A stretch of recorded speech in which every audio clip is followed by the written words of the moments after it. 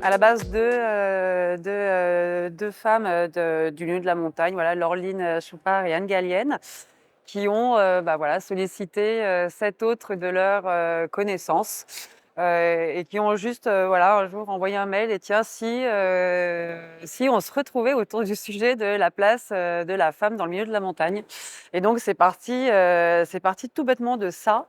Et c'est très vite parti en fait parce que du coup on a toutes les personnes qui étaient dans ce collectif et en tous les cas dans ce mail se sont vraiment dit bah tiens moi me fait du bien, ça m'intéresse qu'on réfléchisse et qu'on se retrouve pour parler de ce sujet-là. Donc voilà, et après on est 9 cofondatrices du collectif et maintenant on est en montée en association loi 1901. Il existe beaucoup en montagne, en tous les cas il existe plusieurs associations qui incitent les femmes à faire de la pratique sportive en montagne et à voilà, à devenir première de cordée, voilà, à prendre le lead. Mais par contre, sur la place de la femme dans le milieu professionnel de la montagne, là par contre, il y a effectivement pas de réseau, il y a pas de fédération sur ce sujet-là. Donc voilà, c'était intéressant de pouvoir, à l'intérieur du monde professionnel de la montagne, pouvoir fédérer les femmes. On n'est pas dans une posture clivante, on n'est pas dans une posture revendicatrice ou radicale, hein. Des hommes peuvent être Mountain Sisters, les hommes peuvent adhérer et on n'est pas contre les hommes. En revanche, en fait, ce qu'on souhaite vraiment mettre en lumière, mettre en avant et mettre quand même comme sujet, faire apparaître comme sujet, c'est le fait qu'en fait le système, on va dire, et la société dans laquelle on évolue fait que effectivement la place de la femme, que ce soit dans le milieu professionnel, dans les espaces médiatiques ou dans les grands rendez-vous comme aujourd'hui Alpipro, la place de la femme n'est pas à l'égal de celui de l'homme. On a vraiment à cœur chez Mountain Sisters de ne pas être un regroupement des dirigeantes ou des chefs d'entreprise. On souhaite vraiment s'adresser à l'ensemble des femmes, qu'elles soient à des postes de direction ou pas, qu'elles soient voilà, vraiment à des postes, peu importe leur niveau d'études, leur niveau de qualification, leur niveau de compétences. On s'adresse vraiment à l'ensemble des femmes. Ça, c'est extrêmement important pour nous.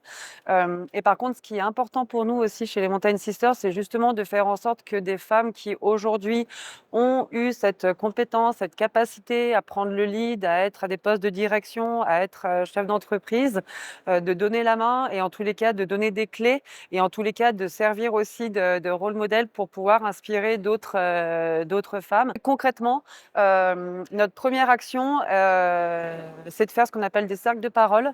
Cercle de parole, ça veut dire que une 10-15 personnes, enfin 10-15 femmes, pour le coup là c'est réservé aux femmes, pardon, mais c'est important d'avoir cette non-mixité dans ces cercles-là parce que c'est vraiment un cercle intimiste.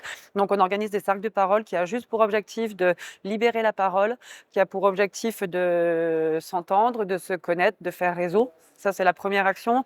La deuxième action qu'on souhaite mettre en place, c'est d'avoir une étude qui servirait de baromètre. Là, on a fait une première étude qu'on va présenter, donc une enquête sur les représentations de la place de la femme dans le milieu de la montagne. Il n'y a pas aujourd'hui de chiffres sur la place des femmes en montagne, dans ce secteur-là en particulier.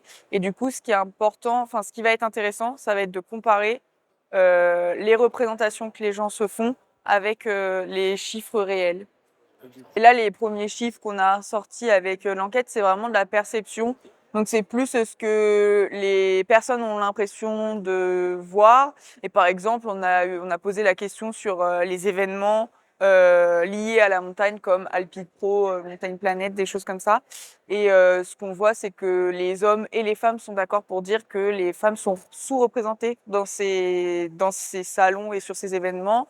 Et que à la fois elles sont sous-représentées en nombre et à la fois en termes de temps de parole et de sujets abordés, et ben en fait on se rend compte et les répondants et répondantes sont d'accord pour dire que ce sont toujours les mêmes sujets abordés et que le temps de parole est quand même réduit pour les femmes par rapport aux hommes. On a commencé à répertorier, parce que souvent, un des points manquants, c'est de dire, quand il y a des grandes tables rondes, des grandes conférences, on ne sait pas où trouver les expertes, et ben de dire qu'en fait, on va répertorier sur un site qui s'appelle lesexperts.com l'ensemble des personnes qui appartiennent au milieu de la montagne à travers le label Mountain Sisters des experts.